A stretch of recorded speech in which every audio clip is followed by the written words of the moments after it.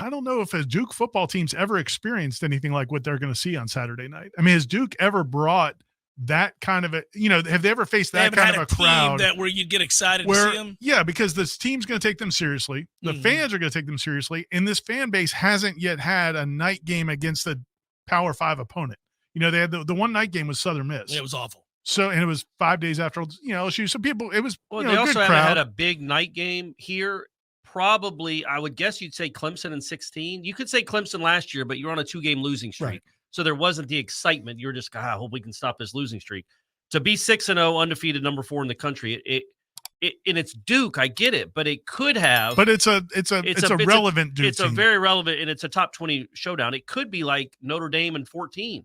Like, it's been a long time since they had a big ranked matchup. Probably Clemson in 16, but even that game you'd already lost twice, and you're underdogs. Yeah. Like, I just think with what's at stake and the fact that Duke is good, and you've got Fowler and Herbstreit, the nation's watching, everybody knows it's a big game. But Duke's never been in it. But even Duke's played at Clemson, that's fine. Those are always afternoon games, and Clemson's fans don't go. They're probably showing up in the second quarter and leaving in the third quarter. Well, no, they're good fans. They show up. They want to see Dabo run down the hill. The students aren't showing up for kickoff for Duke. But my point is, it's the exact opposite of Duke basketball. Like, so many years Duke basketball would come to the Tucker Center, and the media would ask, it'd be an unbelievable crowd, and the media would ask Coach K, what was this environment like? And K would be like, guys, this is what we get wherever we go. Yeah. This is what we – every week. Everywhere we play, this is what we get. Well, Duke football's – I don't know if they've ever had this, what they're going to see Saturday night. I'm not saying it's going to change the game, but it's a factor. It'll be tougher than UConn, which is their only road game this year. This will be fun. I did not realize they played 5 home games. They've had one road game. I don't know how I didn't know that. I actually went back and looked at a little bit of Duke on Sunday and then again yesterday morning. Their one road game you must be saving the 3-2-1 for later this week. That's what it is. That's what it is. Yeah. No, I'm pumped about the fact that that Duke is good and that Duke plays, smart. I want to see what Florida State does. They're going to have to earn what they get. Not that they won't earn a lot. They might just be able to overwhelm Duke athletically. But Duke's players will be in the right spot. They're very physical. They're smart. We all respect Coach Elko. He's done a really good job. They won 9 games a year ago. Yeah.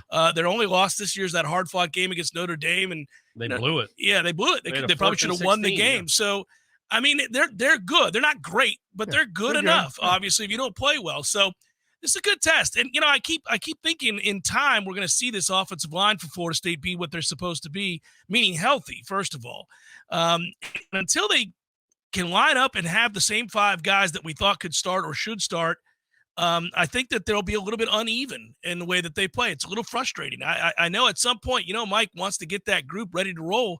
It would be a nice turn of events if they could get it going on Saturday. Look, I hate to interrupt the Duke talk already, or even going back a little bit to the Syracuse game, but I feel like we buried the lead.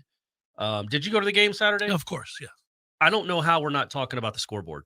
I don't understand how we didn't lead with that. Because, again, look, there aren't many podcasts that just get things done. Mm-hmm. This is clearly one of them. It just gets things done. Over the years, yeah. It's a collective effort. Obviously, I was the ringleader. Right. I spearheaded it. It's like when I got him to fix the paint. You were the whiny. Well, hey, come on, man. I wasn't whiny. I wasn't whiny. I take offense to that word. It was excessive. I was taking offense to that word. But what'd you think of it? It was great, right? Yeah, I don't think I noticed right away because I'm so used to just not paying attention to that. I had my camera ready to see the punting stat on the first play of the game to have the punt. And it's like, oh, Ira, look at that. And so I took a picture of that instead. I felt, did you post it?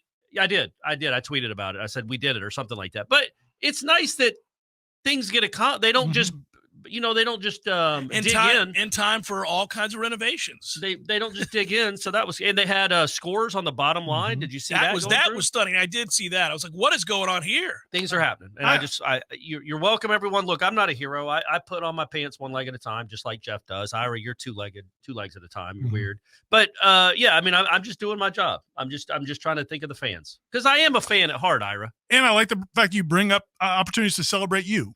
Because nobody else will. Nobody else will. So not on this show. No. In fairness to him, not on this show. Somebody has to. No, it's a big plus. It's a step in the right direction. It's good to know they're listening to the fans. Maybe not the whiny bee that Ira thinks I am, but to the fans. Leveled it right off the bat. I speak for the fans. I do speak for the fans. So we're excited about where this sits, and not only that, because look, we said it last weekend, and then it'll happen again this weekend. The picture gets clearer with every week that goes by, and so in the big, beauty pageant that is college football, and the soon-to-be rankings when they come out soon enough, everybody will want to know, where we sit in all of that, because I think this is going to be a bit of a cluster, but we are getting some answers. Washington, Oregon, that may be round one, but that was a fun game to watch. But you get Penn State and Ohio State this weekend, right? Yeah. So there you go. All right. So could that be round one, or are they in the same, like they couldn't play each other in the I think Iowa, unfortunately for the Big Ten, is going to make the Big Ten championship. So there's still game. Divisions, right? Yeah. And that would be a nightmare for whoever wins the other side, because you get nothing for beating Iowa in the Big Ten championship game. Like if you're in the beauty pageant and everybody's trying, look, if Florida State plays North Carolina in the ACC championship, and that's a 12-0 versus 11-1 or 12-0 perhaps. I mean, that's a huge bump for either one of those teams who wins it. I mean, it's not going to be that way in the Big Ten. So, screw them. I'm not going to feel sorry for them, but that's the way that looks. So better and better each week. USC's out of there now. Done with them. Won't be talking about them any longer. We've got more and more of these teams will be falling by the wayside. I like that. Was it just last week? Lincoln Riley had his big press conference where he defended his defense and how great they are, and then they went out and played bad on both sides of the ball. I mean, awful. USC. Did you see their number? Weird... I feel like I looked at the wrong box score. I feel like Notre Dame only had like 280 yards of total offense. Yeah, I think so. And scored 41 points. But what I think they had a bunch of turnovers. I guess. Yeah, well, they did. Caleb Williams kept. So he's not going to win the Heisman again. Nope. Neither one of the Colorado kids are winning the Heisman again. Nope. So right now it's Penix. Jordan, I'm telling you, He's hanging around. He's hanging around. He is hanging around. He's not the favorite. I think he's fourth. He's fourth right now. I think it'd be cool if he got to New York. It's interesting. And right now he's in position to get to New York, and he's going to have.